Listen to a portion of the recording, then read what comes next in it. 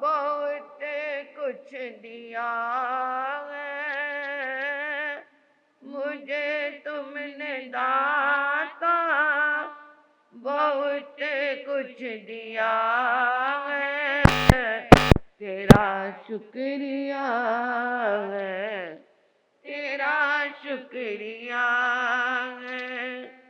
लिया कुछ नहीं बस दिया ही दिया है, लिया कुछ नहीं बस दिया ही दिया है, तेरा शुक्रिया है, तेरा शुक्रिया है।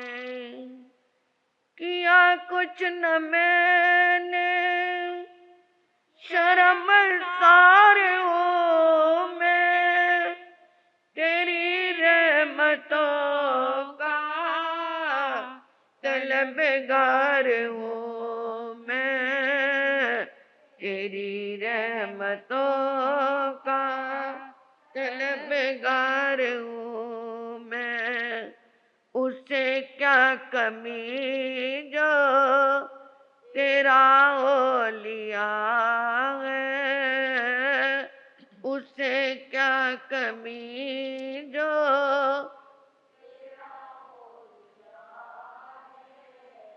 तेरा शुक्रिया है, तेरा शुक्रिया है। श्री आत्म फूल रतन गुरुवे नमः। श्री आत्म फूल रतन गुरुवे नमः। ओम हरिं सिंह श्री सद्गुरु नाथाय नमः। ओम हरिं सिंह श्री सद्गुरु नाथाय नमः।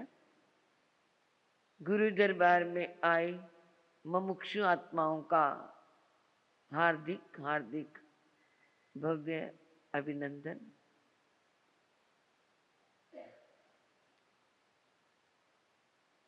एक दुकान जिस पे फल भी बिकते हैं, सब्जी भी बिकती है, दूध आदि भी बिकता है, यानी सुबह सुबह का सामान, डबल रोटी वगैरह, ब्रेड वगैरह सब बिकता है। और उसकी दुकान सुबह सुबह खुल भी जाती है। लेने आया कस्टमर, भाई ताजा फल, ताजा सब्जी, ताजा ब्रेड और ताजा दूध मुझे दे दो। उसने कहा भैया फल भी है, सब्जी भी है, दूध भी है, ब्रेड भी है, परंतु वो कल के हैं, ताजा नहीं है। उस व्यक्ति ने कुछ खरीदा और घर आया, अपनी पत्नी को कहता भी पहली बार मैंने ऐसा ईमानदार दुकानदार देखा है जिसने स्पष्ट कह दिया कि कल की ही मेरे पास सब्जी फल दूध ब्रेड है।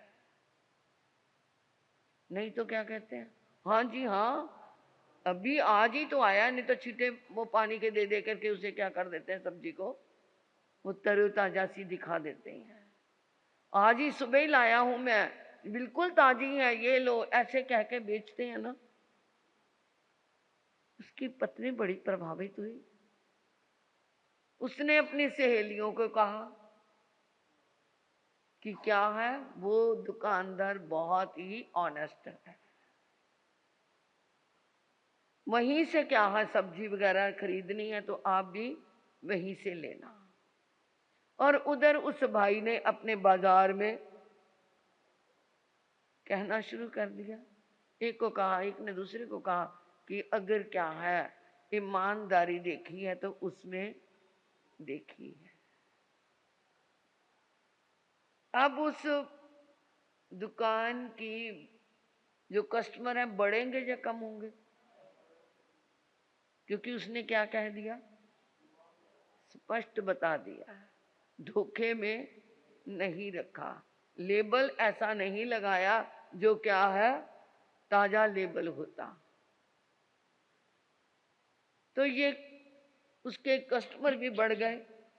अगर वो उस समय उसको कह देता नहीं जी ये ताजा ही है और घर जाकर के वो बासी निकलते, तो दोबारा उसका वो कस्टमर आगे ना, वो आगे और कस्टमरों को बढ़ने का मौका मिलता। इसका मतलब क्या है कि उसके मन में संतोष था, जो मुझे मिलना है वो मुझे मिलना ही है, तो मैं कपट करके क्यों करूं। तो ये पहला कोना क्या कहता था, बड़े ही क्या बढ़ता है इंसान का, तृष्णा, लोभ, मोह, अहंकार, ये क्या होता है, बढ़ता ही रहता है। और उसे बढ़ने में उसे क्या लगता है, मेरे को शांति मिल रही है। परंतु ये तृष्णा, एक चीज आई दूसरे की चाह जाग गई, ये तो मेरे पास है ही, दूसरी और चाहिए। ये क्या है, ये इंसान को मिल तो जाती है, जिस समय आई उस समय प्रसन्नता है, और जब अपने पास आके 2 दिन रह गई फिर प्रसन्नता क्या हो गई, फिर उसके प्रति वो अट्रैक्शन नहीं रहता ना। जब तक साड़ी शोरूम में दिख रही थी तब तक क्या लग रही थी, इसे लेना है, अच्छी है अच्छी है, और जब लेकर आके कपाट में बंद हो गई तो फिर वो क्रेज क्या हो गया, वो खत्म हो गया। भरत चक्रवर्ती चक्रवर्ती बन गए। भरत 6 खंड की विजय करने के लिए निकले और वो क्या बन गए, चक्रवर्ती बन गए। परंतु आखिरी स्टेप रहता है, देव उन्हें कहाँ लेके गया,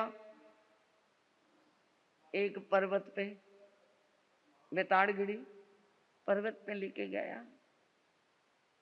उसने कहा इस पर्वत के ऊपर जाओ और वहां पर अपना नाम चक्रवर्तियों में चक्रवर्ती लिख करके आओ कि 6 खंड का मालिक ये भरत बन गया है, यानी अपना नाम अंकित करके आना। जब भरत ऊपर गए तो क्या देखा, अरे पूरा पर्वत चक्रवर्तियों के नाम से भरा पड़ा है, कहाँ लिखूं नाम, मेरे लिए तो नाम लिखने की भी जगह नहीं। देव को कहता है यहाँ तो नाम लिखने के लिए स्थान ही नहीं है, अरे एक को मिटा और अपना नाम लिख दे। वहीं पे भरत चक्रवर्ती को क्या आ गया, अंदर एक बोध जागृत हुआ, आज मैं इसका नाम मिटाऊंगा तो कल को दूसरा कोई आएगा चक्रवर्ती तो मेरा नाम मिटाएगा, तो मुझे नाम ही नहीं लिखना। मैंने 6 खंड का मालिक बन गया, विजय प्राप्त कर ली, नाम लिख करके क्या होगा। तो वहां क्या आ गया, संतोष आया, बोध आया, जागृति आई। कब आई, जब ये लोभ खत्म हो गया कि मैंने अपना नाम अंकित, अगर अंकित कर लेता तो मैं भी क्या आ गया जी, चक्रवर्तियों की श्रेणी में आ गया। परंतु किसी को मिटा करके खुद स्थापित होना अच्छा। तो ये रुमाल का कोना पहला कहता है कि अगर ऐसी भावना आ जाएगी तो तुम विजेता बन जाओगे, तुम विजेता बन जाओगे। अब वो गुरु के पास में सेठ बैठा हुआ है, उसने क्या है, जो गुरुजी ने चीजें मंगवाई थी वो इन्होंने कहा कि ये मेरे को गुरुओं के दरबार से ही मिली है, और ये उन्होंने रुमाल के कोनों में बांध के दे दी है। अब दूसरा कोना खोला, उसका क्या मंगवाया था उन्होंने, दूसरी चीज क्या मंगाई थी, क्या थी, घटे ही घटे, घटे ही घटे उन्होंने रुमाल, उसमें क्या मिला? इंसान तेरी आयु घटे ही। आज जन्म लिया, आज एक दिन आयु का क्या हो गया? कम हो गया। हो गया ना।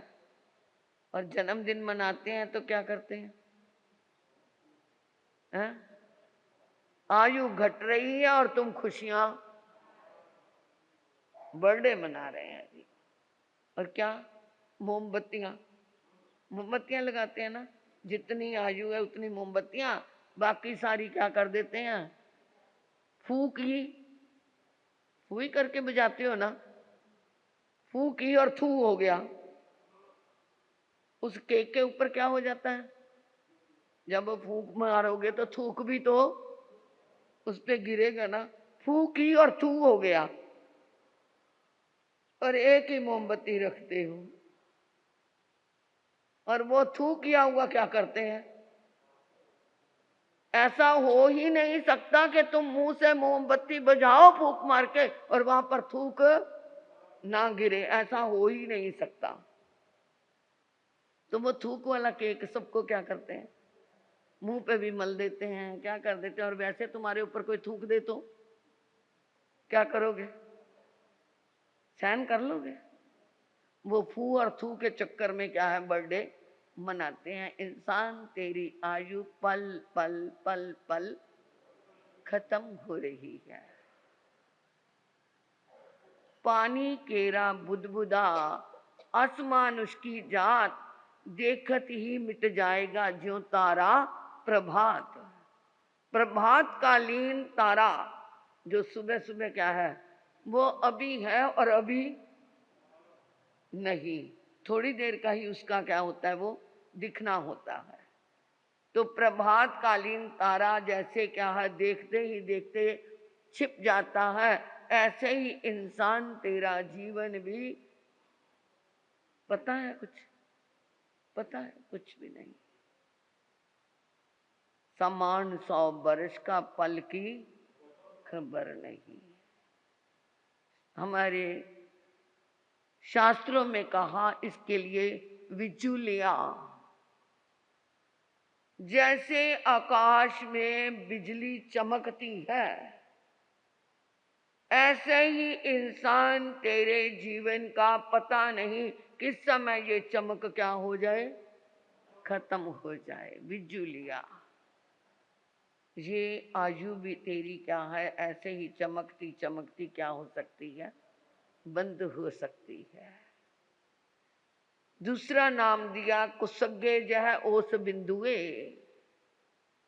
जैसे सुबह के समय घास के ऊपर ओस की बिंदु क्या है?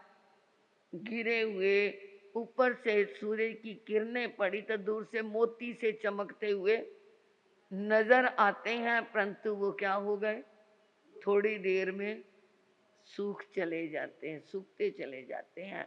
ऐसे ही तेरा जीवन देखने में बड़ा लुभावना, बड़ा सुहावना, बड़ा मनोहारी नजर आ रहा है, परंतु जो ही क्या है? ये आयु निकलती जाती है, निकलती जाती है। कुसग्गे जो है उस बिंदु में, कुशा के अग्रभाग के वो बिंदु भी क्या हो जाते हैं? जैसे मिट जाते हैं, ऐसे ही तेरा जीवन भी मिट जाता है। अंजलि पानी, अंजलि में लिया हुआ पानी भी क्या है? थोड़ा थोड़ा करके निकल जाता है। ऐसे ही इंसान तेरे जीवन की आयु भी क्या है? घटती घटती घटती घटती घट जाती है। भरा पूरा परिवार है, मौत रूपी शेर आया और एक को उठा करके, जैसे मृगों की डार निकल रही है, हिरणों की डार निकल रही है, और शेर आया, एक मृग को पकड़ लिया और बाकी सारे मृग दूर बैठे देख रहे हैं और छुड़ाने की कोशिश शेर के पंजे से कौन कराए?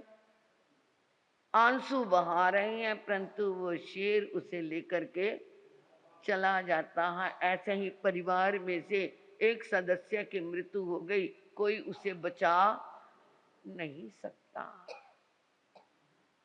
आकाश में पक्षी उड़ रही हैं, बाज ने एक पक्षी को दबोच लिया, बाकी पक्षी दूर होकर के पंख तो हिला रहे हैं परंतु बचा नहीं सकते।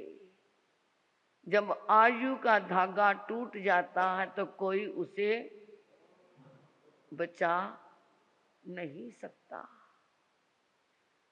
वृक्ष से क्या है, हरे हरे कोमल कोमल पत्ते बहुत सुहावने लग रही हैं, और जब पीला पड़ा हुआ पत्ता हवा का झोंका लगा और नीचे गिर गया, नए नए आए हुए पत्ते उस सूखे पत्तों को देख करके क्या कहते हैं, अरे देख अब तू नीचे गिरा हुआ है, अभी सफाई करने वाला आएगा और तेरे को इकट्ठा करके ले जा करके भट्टी में या कहीं और फेंक देगा। सूखे पीले पत्ते ने कहा, देखो नए आने वालों पत्तों, जैसे तुम आज हो एक दिन हम भी ऐसे, और जैसे आज हम हैं एक दिन तुम भी। तो किसका मान करना है? ये आयुष भी ऐसे ही तुम्हें क्या कर देगी, कोमल कोमल पत्तों से वो बुढ़ापे में और बुढ़ापे से फिर लेके चली जाएगी। किस पर मान करना है? झड़ते पत्ते कहते ऐ वृक्ष चले हैं हम, फिर मिलना कब होगा, अंदर उठता सरगम, कोई आए कोई जाए, ये वृक्ष का गाना है, दुनिया में जन्म लेकर एक दिन तो जाना है। कोई आ रहा है और कोई जा रहा है, ये दुनिया है। जो जा रहा है उसकी आयुष खत्म हो गई, जो आ रहा है उसकी आयु शुरू हो गई है। कोई आज गया, कोई कल गया, कोई चंद रोज में जाएगा, ये सराय रही खाली ना कोई हर नया मुसाफिर आएगा। कुरुक्षेत्र के मैदान में कृष्ण सबको दिखा रहे थे, ये देखो किसकी लाश पड़ी है। एक नौजवान, लंबा चौड़ा शरीर, सब देख रही हैं। अरे जिसके मामा कृष्ण थे, कृष्ण है। जिसके पिता, जिसके बाण का कोई मुकाबला नहीं कर सकता था, उसके पिता अर्जुन, और ये खुद कौन था वो, अभिमन्यु, जो खुद युद्ध के अंदर भीष्म पितामह के भी दांत जिसने खट्टे कर दिए, जो 6 महारथियों के क्या है सामने भी अकेला डटा रहा, आज वो भी धरती पे पड़ा है। तो जब ऐसे चले गए तो क्या हम नहीं जाएंगे? अरे वो चले गए, भरत भी चले गए, महावीर भी चले गए, बड़े बड़े योद्धा भी चले गए, तो क्या इंसान तेरी आयु का कोई ठिकाना नहीं। शेर शाह सूरी ने रोहतास का एक ऐसा किला बनाया, रोहतास पाकिस्तान में है, ऐसा डबल कोट का उसने एक किला ऐसा बनाया जिसमें पानी की धारा बहती थी, और कहाँ से आती है कोई पता नहीं। आज तक भी साइंस वाले उसे खोज नहीं सके। जब किला बनाया होगा शेर शाह सूरी ने, उस समय कितना आनंदित हो रहा होगा कि ये मेरा किला मेरे लिए सुरक्षा का कार्य करेगा, मेरी सुरक्षा हो गई। कितने बड़े किले में बंद हुआ, परंतु जब आयु खत्म हुई, मौत आई, तो उस किले में भी वो क्या नहीं रहा, मौत से बच के नहीं रह सका। कितनी सुरक्षा कर लो, परंतु जब आयु का धागा टूटना है तो टूटना ही है। नंगी तीखी तलवार को सूत के धागे में बंधे हुए हमेशा अपनी गर्दन पे लटकते देखो कि पता नहीं कब आंधी आए और ये तलवार तुम्हारी गर्दन को काट के चले जाए। ऐसा हमेशा चिंतन करोगे तो तुम पाप से बचते रहोगे। 4 बातें हैं दुनिया में, लाख लाख की बात। 4 बातें हैं दुनिया में, लाख लाख की बात। 2 को रखिए हृदय में और 2 को दिए विसार। 2 को याद रखो और 2 को भूल जाओ। निज नेकी पर की बदी, निज नेकी और पर की बदी। अपने जो किसी पे उपकार किया उसे भूल जाओ, और जो दूसरे ने तुम्हारे ऊपर बुराई की, तुम्हारा अपकार किया, तुम्हारा बुरा किया, तुम्हारे साथ अच्छा नहीं किया, उसे क्या कर दो, जो आपने किया वो भी भूल जाओ और जो दूसरे ने किया उसे भी भूल जाओ। परंतु एक धर्म और एक मौत को, इनको रखिए याद। धर्म को नहीं भूलना और अपनी मौत को नहीं भूलना, तो तुम बुरे कर्मों से क्या होते रहोगे, बचते रहोगे। तो वो दूसरा कोना क्या कहता है, घटे ही घटे, क्या क्या घटे, इंसान तेरी आयु हमेशा पल पल छिन छिन घटती ही जा रही है। इसलिए जन्मदिन मनाना है तो जानना वालों, हमारे पास तो बहुत बड़ा क्या है, गुरुदेव अपने को क्या देके गए हुए हैं, बहुत बड़ा पारिजात वृक्ष देके गए, गौशाला।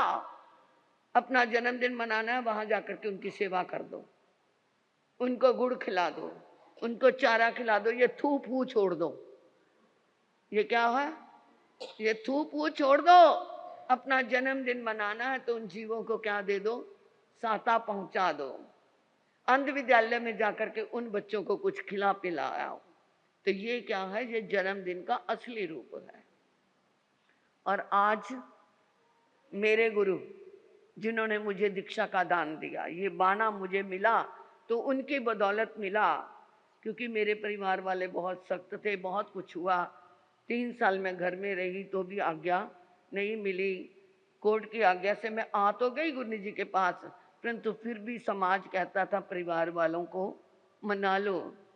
तो 3 साल रहते हो गए थे, नहीं थे तो सुमन मुनि जी महाराज, जिनकी आज तीसरी पुण्यतिथि है, आज उनकी तीसरी पुण्यतिथि है। वो ऐसा बेमिसाल संत था जो किसी से डरता नहीं था। 2 बार सम्मेलन हुए, एक 87 का और एक 2015 का। दोनों बार वो वहां आए और वो क्या है, उन्हें शांति रक्षक बना दिया। मतलब सम्मेलन में उनको क्या है, शांति रक्षक की पदवी देकर के बैठा दिया, क्योंकि अगर उनको शांति रक्षक ना बनाते तो वो अपने प्रश्नों के प्रश्न उठा करके किसी को आगे नहीं आने देते। तो आचार्य श्री जी ने दूरदृष्टा थे, आचार्य आनंद ऋषि जी महाराज, उन्होंने क्या है, ऐसा बना दिया कि वो कुछ बोल ही नहीं सके। शांति रक्षक तो वो शांति रखेंगे, वो किसी से डरने वाला संत नहीं था। और दूरदृष्टा शास्त्र ज्ञाता, इतने कितने मैं कहती पुराने से पुराना इतिहास भी उनको याद था, इतिहास वेदता थे वो। और मेरी दीक्षा उन्होंने कहा, गुरु जी को कहा, बड़े गुरु जी प्रवेश कुमार जी महाराज को, कहते सती जी रखो इसकी दीक्षा, कोई बात नहीं मैं बैठा हूँ। तो उन्होंने वहाँ पर दीक्षा रखी। समाज वाले कहते मैं कहता हूँ, मैंने इनके परिवार को जानता हूँ, चतुर्मास किया हुआ था जहाँ हमारा संसारी परिवार था। तो कहते मैं इनके परिवार को जानता हूँ, सब कुछ है, तो कोई बात नहीं, जो होगा मैं अपने आप संभाल लूँगा। तो ये बाना दिया तो उन्होंने दिया, ये उनके चरणों में मेरा, मैं तो उनको भी मुँह पे भी कहती थी, मैं कहा गुरु जी ये अगर ना आप देते ना तो मैं ये ऐसे ही भटकती रहती। घर तो मैंने जाना नहीं था, दीक्षा मैंने लेनी थी, परंतु घर वाले आप कहते समाज वाले ऐसे देनी नहीं, तो मैं क्या आपने ये कृपा की है। तो बहुत मानते थे, मेरे से प्यार भी रखते थे, परंतु जो डांटना होता था तो डांट भी देते थे, सबके बीच में भी डांट देते थे। तो खैर बहुत अच्छे उन्होंने अपना जीवन एकदम कठोरता में पूरा व्यतीत किया। हमारे बड़े माँ सती जी, विनयवती जी महाराज जलंधर में थानापति थे।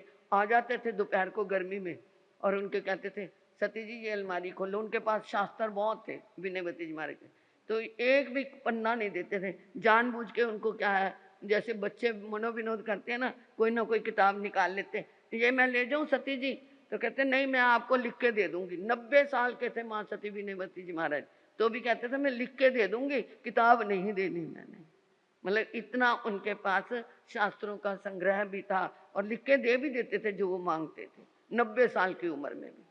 हमारे गुरनी जी का मतलब माँ सती पार्वती जी का परिवार सारा ही बहुत ही अच्छे तरह संयम, ऐसा 90 साल की उम्र में और पक्की अष्टमी का उपवास करते थे माँ सती विनयवती जी।